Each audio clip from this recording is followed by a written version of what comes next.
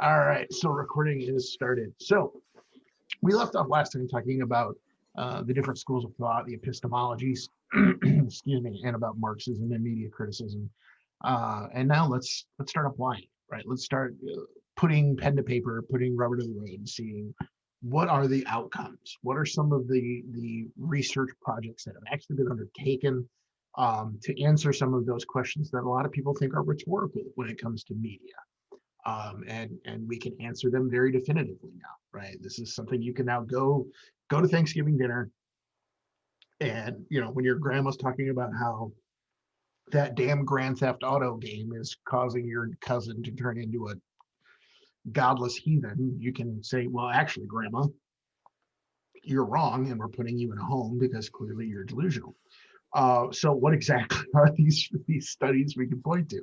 Well, the first one is actually goes all the way back in 1933, right? So not new. This is a well-established principle of media effects. And the pain fund study in 1933 proved that there is no observable hypodermic effect on children exposed to violent film. Just to kind of refresh memories here, hypodermic effect is that idea that like a needle, right? You can choose to put the needle in your arm, but you can't choose, you don't have control over what happens once you put the needle in your arm, right? Well, that theory applies to media in saying that you can choose what media you expose yourself to, but you have no control over what that media does to you. Well, all the way back in 1933, all the way back in 1933. So your grandmother's entire lifetime, we have known that there is no observable evidence that this is true, right? So the old canard, right? The old story that Yeah. you make a kid watch violent movies and they're going to turn violent is not true. We have zero evidence of this, going all the way back to 1933. It still blows my mind that in my speech classes, I still get students who will give speeches about how violent media is bad for kids. And I'm like, no, this isn't a philosophical question. We know that it doesn't. We have evidence that it doesn't. We have study after study after study going way back to prove that it doesn't, right? So right out of the gate, we can bust that little bubble, right? There Yeah. is no observable hypodermic effect to watching violent film. They Right. forget kind of that, everybody has the ability to separate fiction from reality. Like I love playing like Mortal Kombat and like ripping people's spines out. But if I see people get like a cut on their hand in real life, I'm like, oh, that's disturbing. There's blood. Yes, exactly. Right. Because I mean, go back to what do we use? This is all the way back to the beginning of the class, right? What are the different purposes of media? Why do we use mass communication? And one of the most important is escapism. Yeah. Right? Like we use violent media to live something so that we don't have to do it in the real world.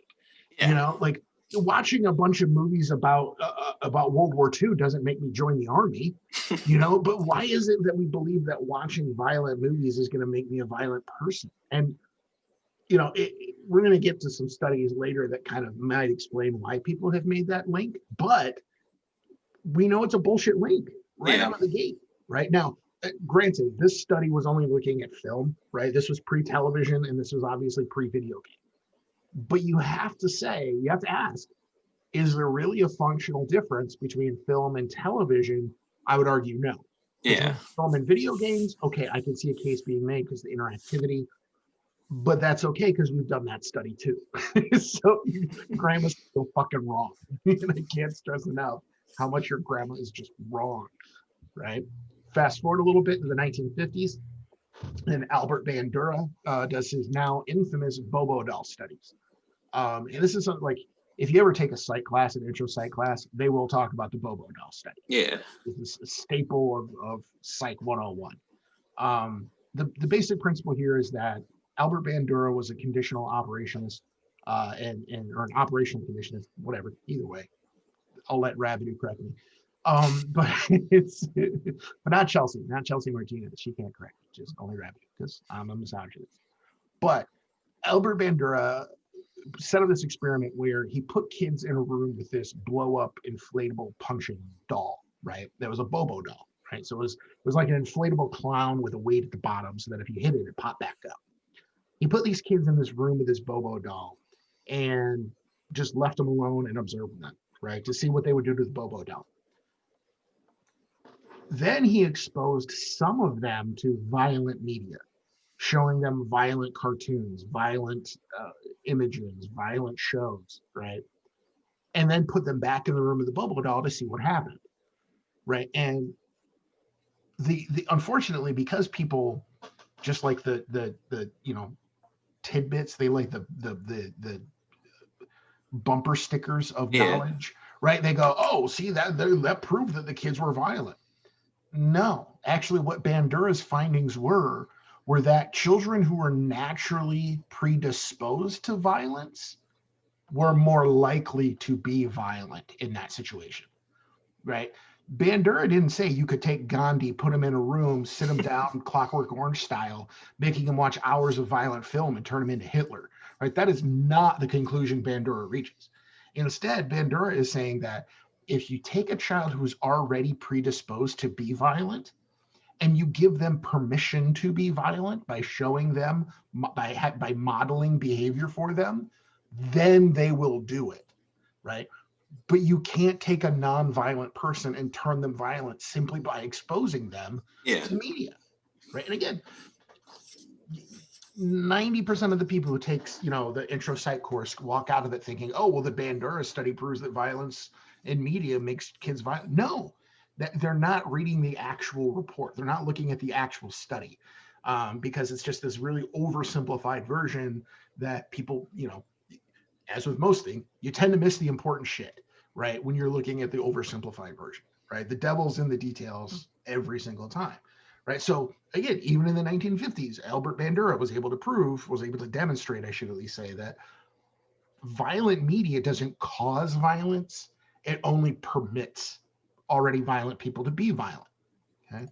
Do they ever do studies the other way around where they do like people who have like a history of violence and expose them to stuff that's not? Because I feel like yes, actually, we're going to get to that. That's actually one of my favorite studies because it's the perfect thing to throw back in people's faces. Yeah. Right. It really highlights a very interesting aspect of the human condition. We're gonna get to that one, right? But in the meanwhile, this kind of intermediate is in 1961. A book came out called Television and the Lives of Our Children, right? So this was specifically studying television, right? The effects of television, because again, when you tell people, look, the Pain Fund demonstrated that film doesn't make people violent, they'll go, oh, well, but there's more exposure to television, right? Kids see more television than they see film, and they're in their own home, and it's the setting, and right, the people will nitpick differences between television and film, and yeah, sure, there are differences. I think they're just nitpicking, but whatever. So 1961, Television and the Lives of Our Children comes out, and it again reiterates that children use television for fantasy, diversion, and instruction, not for direction, right? Again, do they use it for instruction? Yes, absolutely. Which means they will model behavior that they already considered, right? The same way that you can't sit a kid in front of this old house for 17 hours and they're going to turn out a carpenter, right? If they already were interested in it, they will pick things up. But you can't turn any kid into a genius just by sitting them down in front of National Geographic. Yeah. Right? They use it for fantasy. They use it to get away, right, from the real world. They use that diversion tactic. They use it to live a different life, right? Like my daughter loves this show Camp Cretaceous on Netflix, right? Not for a fucking minute do I think that my daughter is going to go out and like actually try and fight a dinosaur, right? Like she knows, she's 8, right? And she knows that dinosaurs are extinct and this is fantasy. And does she play as if she's in the show? Of course. Fuck, man. When I was a kid, I thought I played like I was in the Transformers world. But never once did I actually believe that I was going to walk outside and Optimus Prime was going to recruit me to a battle. Like kids use media, use television as a way to live a different life, but they are capable of separating that from the real world, right? More importantly, the book also demonstrated, these studies also demonstrated that there is no universal effect here, right? Again, going all the way back to the Pain Fund in 1933, the hypodermic effect is not fucking real. It doesn't happen. We have study after study after study that shows us that no, the kid matters, right? The personality type that's in front of that screen is just as important as what's on the screen, right? You're not going to have the same effect on every child, which anybody who's ever raised a child, right, or raised more than one child, I should say, already knows this implicitly, that kids react differently. Every kid is so fucking different, right? You know, I have 5 kids, and they're the most bizarrely grouped 5 people on earth, right? They're all in the same environment, watching the same thing at the same time, and they're going to act drastically different. They're going to respond drastically different to the same thing. You know, you go into any elementary school classroom, right? And you got 26-year-old kids in there, you're going to have 20 different reactions to the same stimuli. You know, kids behave differently based on who they are, which I say this shit out loud and I think, how the fuck do I have to say this out loud? But apparently I need to keep saying this out loud. You can't brainwash a child through exposure to television. And again, we've known this for a long time, right? Now, getting to what you were talking about, Mike, right, with like the converse, can you make a child better, right? Can you make a child a better person through media? Well, actually, in 1982, the book Television and Behavior, which was a governmental study, came out and demonstrated that, well, yeah, actually, right? It came out with 3 key findings. Number one, that there is a direct correlation between television violence and aggressive behavior, but there's no predictable way to determine who will be affected and why, right?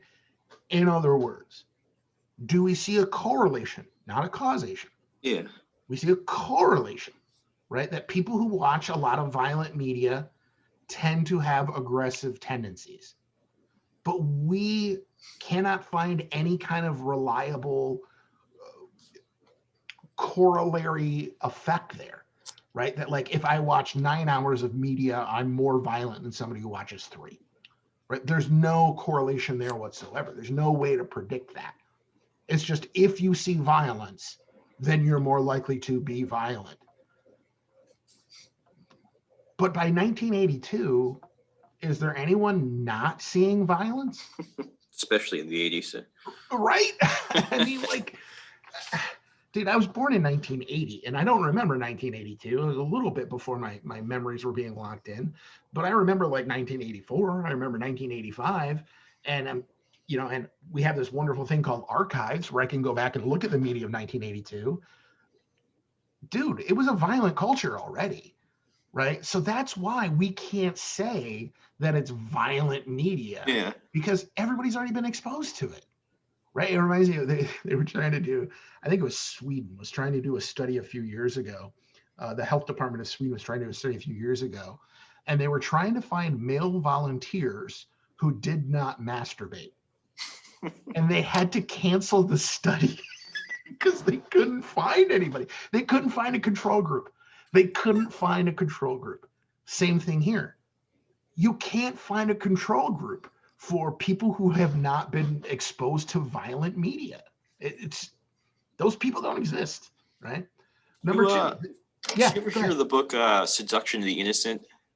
I have not. No. It was in the 50s. This guy Frederick Wortham, he wrote it. He had decided at the time that comic books was responsible for the ruination of children and everything else. And it was actually he almost killed the industry at the time because of the everything he was like railing on it against. And that's actually, if you ever saw the comics code that they used to put on comic books, I was gonna say that's was created code, right?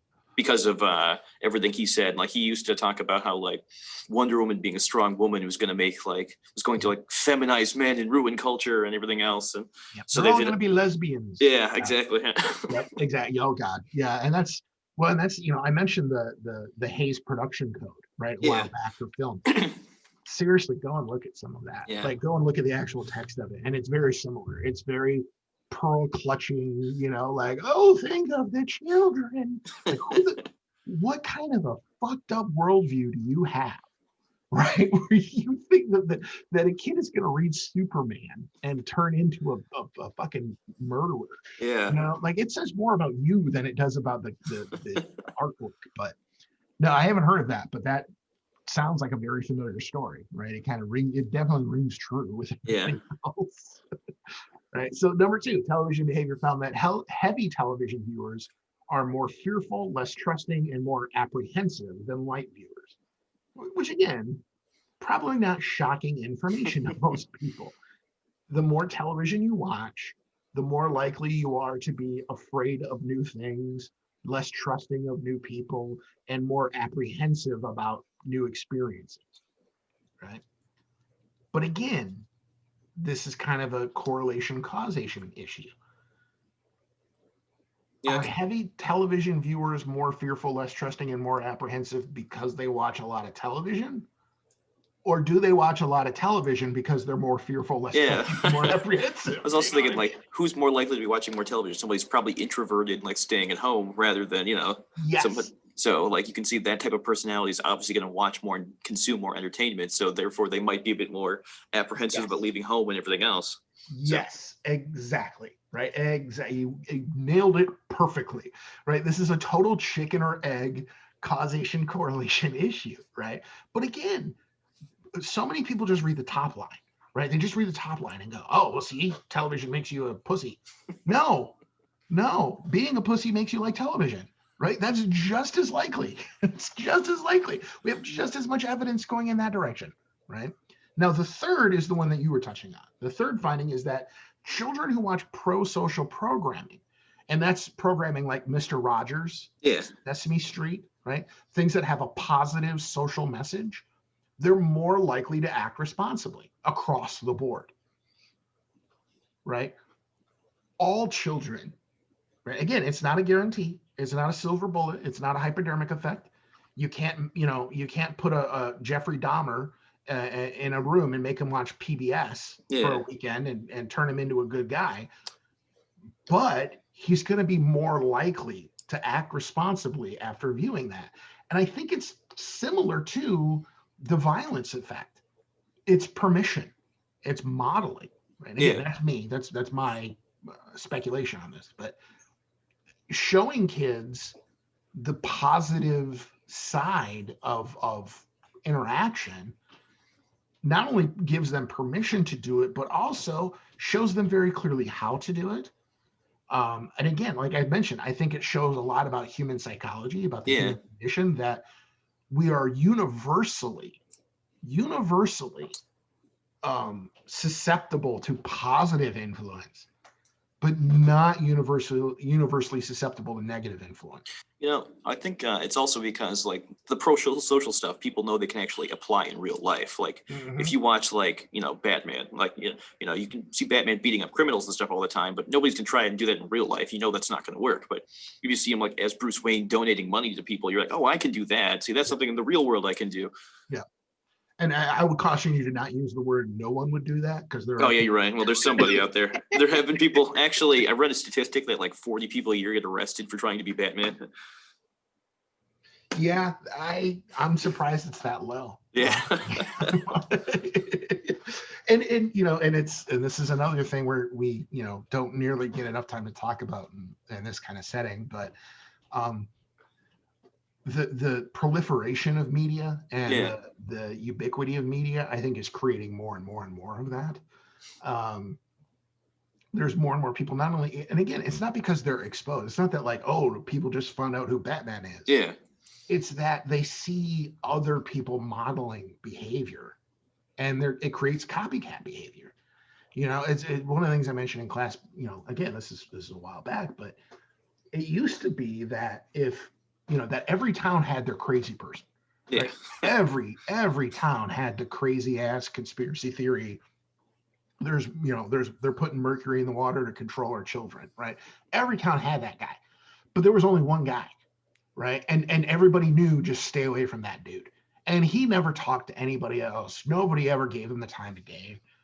Well, now that the internet has shrunk the world and social media is available and content creation is at everyone's fingertips, that crazy motherfucker from Forreston can talk to the crazy motherfucker from Lena, and now they think, oh, see, there's other people like me out there, right? It's because the world has shrunk that it allows people to act on stupid things more often. Yeah. That's my theory, right? That's my premise, right? So again, right, just to close this slide out, to your point, yes, we can, in fact, show a positive effect of watching television in children, so long as it's the right programming. And this is, I catch a lot of shit from other parents because I don't have screen time, limits on my kids. Yeah. And I encourage them to watch shows and everything because it's about what they're watching. It's not about if, it's about what, like my kids are what, like my fucking 8-year-old watches, documentaries, and she watches Nat Geo, and, Yeah. like, why is that bad? Why is that a bad thing?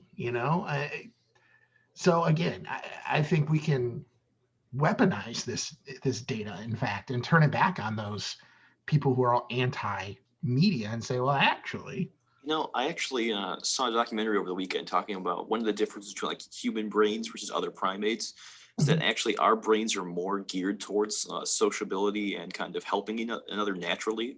sure, altruism, yeah. Yeah, so it's actually like a built-in response. They talked about that was probably something that helped us not only survive as a species and grow, but that shows that people that actually would reinforce this point here that people are more likely to do that because that's how we're actually hardwired to perform. Exactly. It's whenever somebody uses the word meme, I kind of laugh because Yeah. do you know the origin of the term meme? Do you know where that comes from? Is it like the math term? Is that the origin? No, actually, Richard Dawkins, right?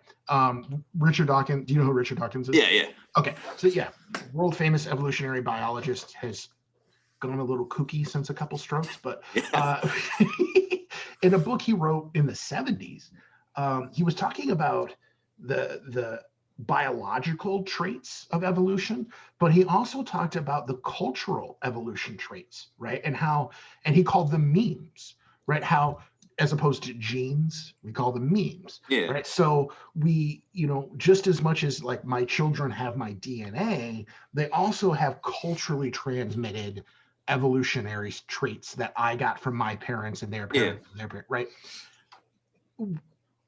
We as a species are completely dependent upon that socialization.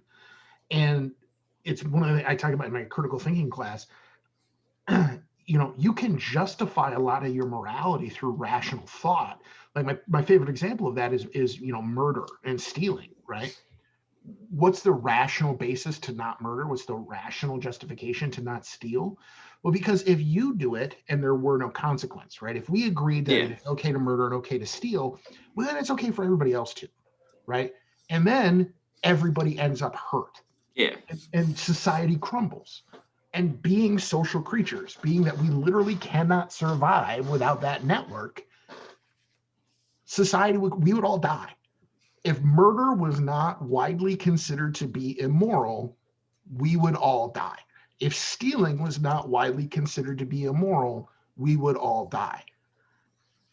And I think that again speaks to this idea that as a species, we're not only hardwired to be more altruistic and to be more pro-social, but we have that built into our collective consciousness of we have to be. Right? For the good of ourselves, we have to be social. We have to be altruistic. I mean, what the fuck do I know? But that's how I put it together, at least. So, all right, last slide. In the whole class. Oh, Mike, this is the last slide in the whole class, man. Sad face. What are some of the phenomena, right? And phenomena is just plural for phenomenon for those people who might be listening to this later, right? Phenomena, what are some of those things that we can't explain, right? We can see these things occurring. We know they happen, but man, we're really not sure why. We really can't explain it fully. And this is good to know. And this is why I like to end the class with this, is because as you move on in your life and possibly your career, this is the kind of stuff that we're looking for answers to. So this is where you might want to start your brain thinking of like, okay, how can I hypothesize a solution to that and an explanation to that, right? And get yourself rich and famous, or at least famous. Nobody gets rich in this shit. One is cultivation analysis.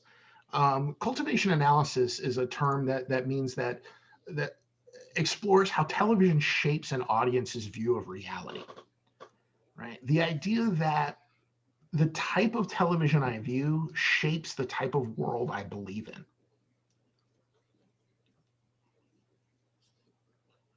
Um, if I watch a lot of programming about like the forensics binge for a while there, right? Like the CSIs and the all they're like, it's a real thing now where people believe that there's just fucking DNA evidence everywhere. Like how can murders not be solved? I watch CSI and they get out a blue light and well, it's television, bro. That's not real.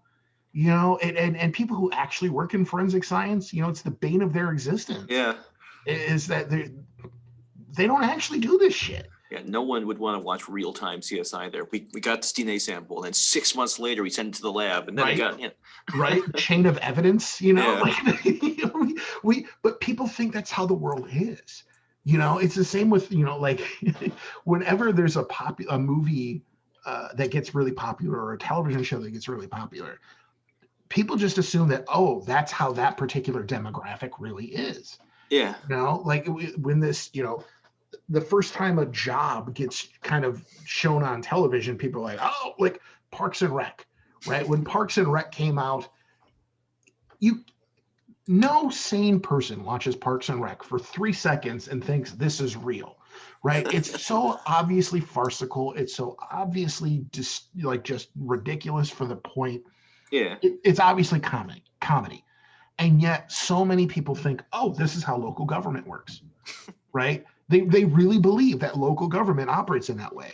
Like I was pissed off when I heard about the show Community, right? Because the premise is community college students get into wacky hijinks. And I'm like, motherfuckers, they're gonna make it even harder because people already have this stigmatization about community college.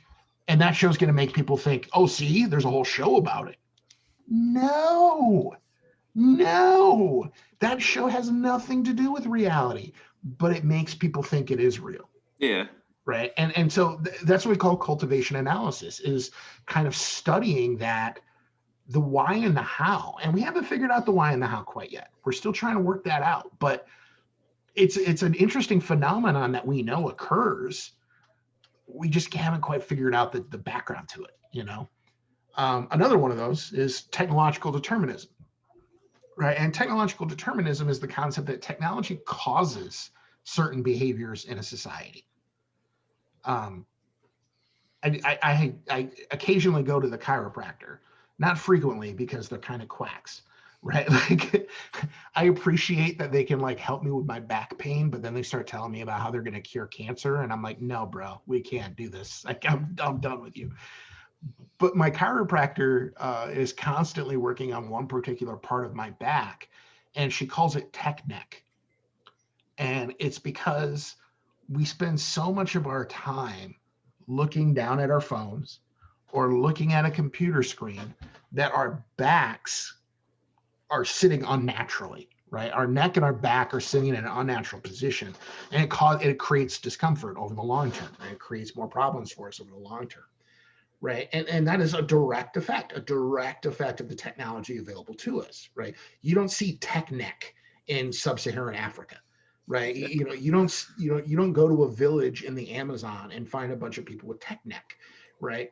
The availability of technology causes certain behaviors in us, at that very basic level, but also in more kind of abstract levels as well, as you could say, right? We multitask more. We think we can multitask more because I can, listen to music while I'm taking notes, while the TV's on in the background. And if you didn't have a music player in your pocket, and if you didn't have a TV in your room, you wouldn't think you could do those things, right? Multitasking is a phenomenon that really comes about because of technological determinism. It's amazing to me how many students at Highland Community College couldn't find their way out of town if you took away their phone, right? People have lost completely lost senses of direction. Yeah. Because why the hell do I need to know that? I got a GPS on my phone. You know, it's bizarre. It's bizarre how far. Now, I'm not going to go full on boomer and be like, oh, damn kids today don't know how to drive a stick shift. But I mean, it does, because all of society is changing. We're changing how we behave and what we do and how we value things based upon what technology is available to us. Now, you go to the far extreme of this, right? You go to the absolute absurd extreme of this, and you get things like the movie Wall-E, Yeah. right? Where technology is so driving in people's lives, they lose the ability to even walk. But that same effect absolutely occurs. Absolutely occurs. And again, thinking back to way before in this class, we talked about the 30-year rule, right? And how technology gets adopted in the first 10 years, and then the second 10 years, and then the third 10 years. That's kind of another component to this technological determinism, right? The more that technology, the more that that element becomes normalized in society, the more our behaviors adjust to it. Another phenomenon that is just fun to say is the mean world syndrome. And this kind of speaks to what we were talking about with the effects research, right? And violence in children. The mean world syndrome is the belief that the world is a more dangerous place than it is because of the violence we see in media. And not just in entertainment media, but in news media. I love teaching in Freeport for a lot of reasons, but not least of which is because I'm not from there. And I love teaching at Highland because of how many students are from, Shannon and Stockton and Lena and German Valley, and how many of them through the years have been absolutely convinced that Rockford is a death trap. Right? When I tell people I'm from Rockford, they're like, oh my gosh. Dodging gunfire on the way to work. Right? It's like, are you fucking serious? Have you ever been there? Like, have you ever been to Rockford? But there's so many people who think that Rockford is just it's the Wild West. And it's because the only time they ever hear of Rockford is in a news story about a shooting. In the United States, the violent crime rate has been on a steady decline for 20 plus years, right? Almost 30 years. Yeah. For almost 30 years, the violent crime rate has been on a very steady decline.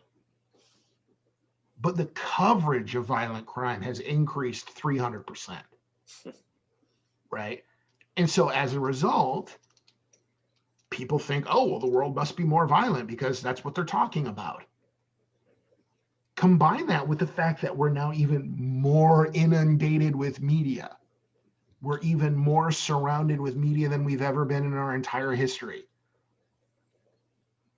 You go on Facebook and there's Freeport Scanner and there's Today in the Port, and you go on Twitter and there's people, like, we all know, we all understand rationally, reasonably that social media isn't real.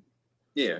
We understand that implicitly, but at the same time, when we see this absolute overwhelming abundance of social media posts about negative things, we go, man, the world's going to shit. Not recognizing that people tend to exaggerate, overinflate, use hyperbole in social media, and I'll admit, I know mean world syndrome exists. I know what this is. I know that it is a phenomenon and it is not rational. And at the same time, I don't let my children go to the Cherryvale Mall because I keep hearing about bad shit there. I'm like, okay, that's it. We're not going to Cherryvale Mall anymore. It's stupid. I know it's stupid, but every time I start questioning that, every time I start doing a little bit of a self-analysis, and I'm like, come on, dude, don't be that guy. I hear of another shooting.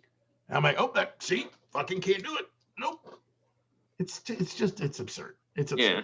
But it happens. It's a real thing that exists, and it's worth exploring. We need more research into this. We need more studies into this because I personally, I'm not dedicated enough to do the work myself because I'm lazy as shit and I got an Xbox. But I would love it if somebody did the work, and I would love to know the results of the psychology of this and the sociological effects of this. I think it's a very interesting phenomenon. Yeah. You know, they don't pay me to think. Wait, they do actually. That is literally what I get paid for. The third person effect. The third person effect is another phenomenon that we're all guilty of, even though we hate to admit it. That we're still doing more and more studies on, and that is the tendency to underestimate the effect of persuasive messages on yourself while overestimating the effect on others. I call this the sheeple effect because if you want to see me fly into a rage, use the word sheeple and I will lose my fucking mind. Because everyone who has ever used the term sheeple is the walking embodiment of the third person effect, right? Because if you're using the word sheeple, what are you talking about? You're talking about how this other person has been suckered in, but not me. I know the truth. The rest of you are just sheeple. They think they're like the guy from They Live with the sunglasses. Yes, yes, and they are nothing like Roddy Piper. They're Exactly. the fucking opposite of Roddy Piper. I love that movie, by the way. Good choice. Good choice there. Like, it drives me fucking like. I went to in 2010. I was living in Freeport, and I went to a Tea Party meeting in Lena. Right now, 2010 was the year of the Tea Party. Right, it was the Tea Party revolution. And I went to a so party long meeting, ago. right? Don't I feel old? I went to that meeting because I was like, you know what? I want to see what this is really about. I want to see what they're actually doing in these meetings, what they're actually saying.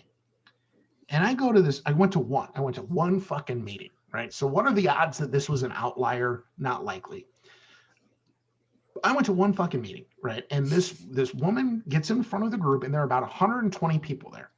She gets in front of the group and starts talking about the importance of running in local elections, right? That we shouldn't just run for national elections, but people need to run for all these smaller seats, county commissioner and mayor and board of education and all this kind of stuff. And then she says, we need to get our people on the board at Highland Community College, right? And I'm like, oh shit, should I duck, right? And I'm like, well, I'm starting to worry. And she goes, because they're over there and they're teaching our kids to be gay and they're teaching our kids to hate their parents and they're brainwashing our children into a liberal plot.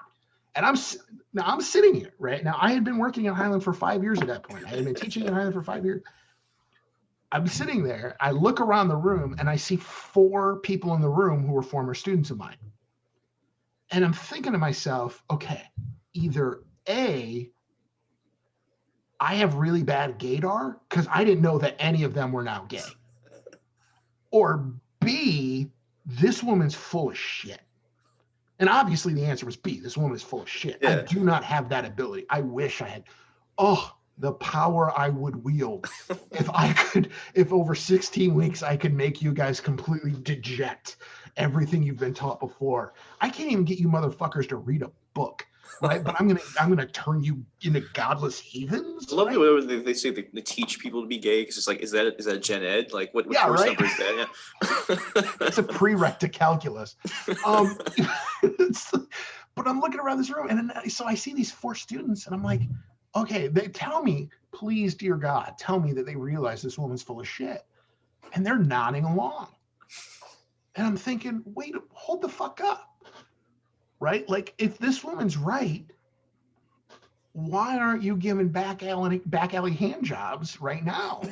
Because you took my class. You went to Highland. I know for a fact you went to Highland. So if Highland is turning you into a bunch of gay, godless creatures, what are you doing here? Right? But every single one of them believes that, well, see, I got away, but everybody else. There's also a great irony in that, like, they're talking about how Highland's like, kind of indoctrinating everybody. And everybody's just taking the message without thinking. Well, they're just taking the message without thinking. Right. So Right. And like I said, this is why I seriously, I get so irrationally pissed off when people say sheeple, because it is such an arrogant dismissal of your own biases, right? Like every fucking person on the planet has implicit biases. And to say sheeple is to say mine don't count, right? Or these fucking jagoffs who are bitching and moaning about how college is ruining America. And but like Mike Rowe, I'm gonna fucking fight that guy one day. I'm gonna see his bitch ass on the street and we are gonna fucking throw hands, because Mike Rowe has made this fucking cottage industry out of shit talking college education, because it doesn't teach you real skills and because it doesn't benefit you and it doesn't set you up and blah blah blah blah blah. Well, Mike Rowe, how do you explain your fucking college degree then? You dumb motherfucker. If you're going to sit here and tell people that college is horrible while you have a degree, shut up. Just shut your fucking mouth, right? It is the height of hypocrisy to me. But again, we all do it. We all have an element of the third person effect, right? We all see things in media and go, oh, well, it's going to trick these, suckers over here, but I'm too smart for that. We all have an element of that. Some people just go to a really absurd fucking degree, right? The next one is the spiral of silence. And I kind of mentioned this concept when I was talking about the crazy guy, right? Every town has their crazy guy.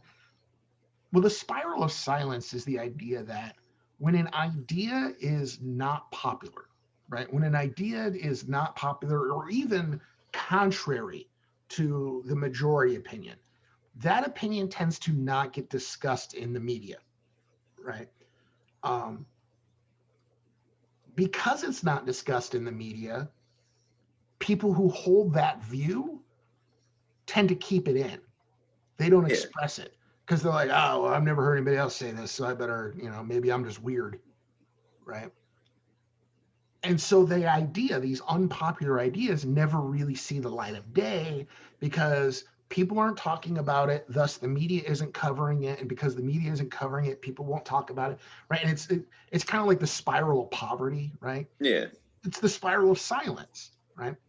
Now, that concept exists to a degree, but far less in the modern day because, again, any fucking moron with an internet connection can start a blog or a podcast or a YouTube channel or a Twitter or a Parler, right?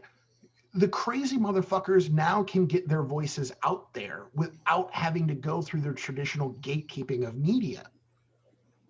The spiral of silence was dependent upon that gatekeeping function. The Rockford Register Star isn't going to waste precious column inches on a story about the moon landing being fake because it's obviously fucking stupid, right? But Cletus sure as hell will devote a whole website to the moon landing being fake because he's got that time and nobody's going to tell him no. Kind of off topic, but that reminds me of when I was in the Army. We had this one guy in my basic training platoon there. His name, we called him Bubba because he looked like Bubba from Forrest Gump. Kind of talked like him too. He came from like a really like kind of sheltered family there, and they had told him that like germs were fake, dinosaurs weren't real, and that Mars was and like other planets were a lie. Now the thing is, when you're out there and like on basic training ranges, there's no lights or anything, so you can see all the stars. So he was telling us Mars is fake when we can point it to him in the sky, like there it is, that's Mars. It's like it's not real. What do you mean it's not real? You can see it. We can all see it. It was one of the most frustrating conversations of my entire life. Dude, oh my God, I've been in that situation so many times. I was married to a woman who was that kind of, that level of bullheaded stupid. And yeah, you're absolutely right. Because if you're from a small ass town and you're only ever around people who are like you and like-minded to you, you're only going to have the popular idea perpetuated, right? How hard is it? Right? Think about it. Think about like, and I apply this to even, just progressive culture, right? think about how hard it is for someone who's transgender to live in a town like German Valley, right? With its 600 people and 589 of them are related. Yeah.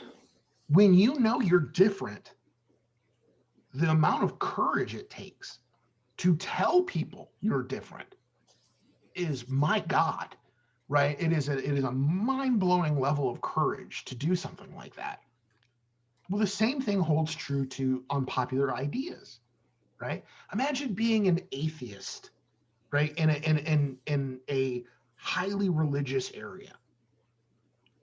The courage to say, yeah, I know there's 10,000 of you and one of me, but I think you're wrong.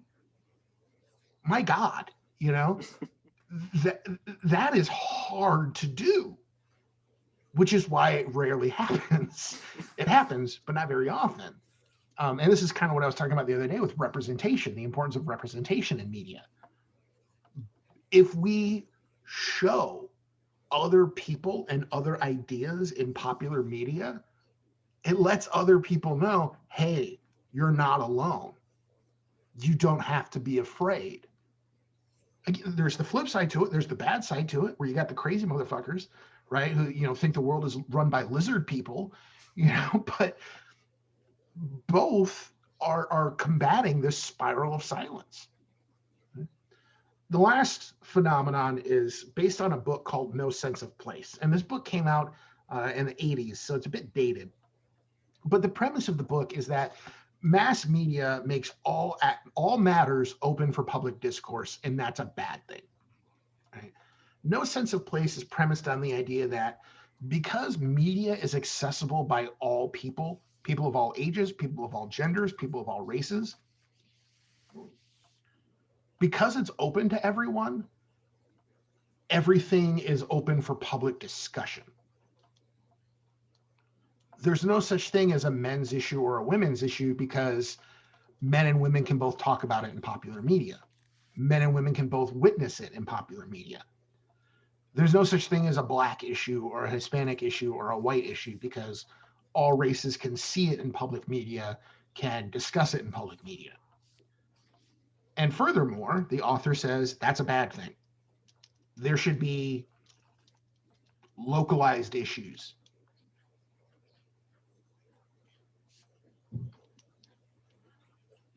Again, it's dated, right? And in the 2020 environment, that case holds true even more in some situations, but way less in others, right? Yes. We've gone from broadcasting to narrowcasting. We have very specific social media feeds. You know, we're able to echo chamber ourselves pretty easily, but at the same time, we also have significantly more avenues for those messages to get out. Mm-hmm. So now the question of whether or not it's bad, yay and nay, in my opinion. As a parent, fuck yeah, it's bad, right? Dude, I'm sorry, but I really don't want to have to explain some shit to my 6-year-old. I really don't. Call me selfish. Maybe I'm just a shitty parent, but there's some things I just don't want to have a conversation with my 6-year-old. On the other hand, there are some things I wish I had been exposed to earlier in life that I was sheltered from because it's not for kids to know. Well, no, I should have fucking known. Yeah. You know? So it's this is a real pickle for me. I really don't know, like, because my like free speech, free thought, openness, you know, philosophy tells me that, like, no, it can't be bad. Everything should be open. But the practical effect of that makes me very uncomfortable. Yeah. You know? So I guess I'm just a hypocrite, Mike. I guess is what it comes down to. I don't know if you've noticed, but apparently I'm full of shit. And that's just how the cookie crumbles. Making all the kids gay. Right? Turning all you guys into gay, godless heathens. Ugh. Well, I mean, it probably doesn't help that I like require you guys all to do an essay on Black Lives Matter. And then we start class every day by spitting on a picture of George Washington. That probably doesn't help their case much. You know, I can see where they're going with that, but Is the Tea Party even still around? yeah, technically, like a lot of the people who were elected on that wave in 2010 are still around. I think they've rebranded. I don't think any of them will call themselves Tea Party.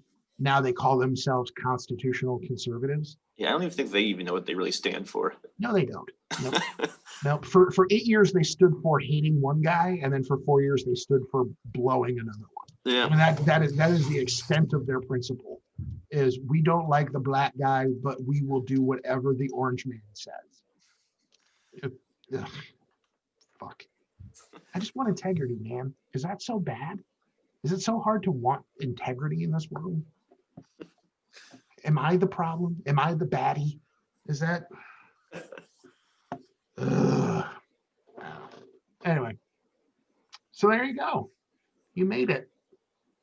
Look at you hanging in there. You should be proud of yourself.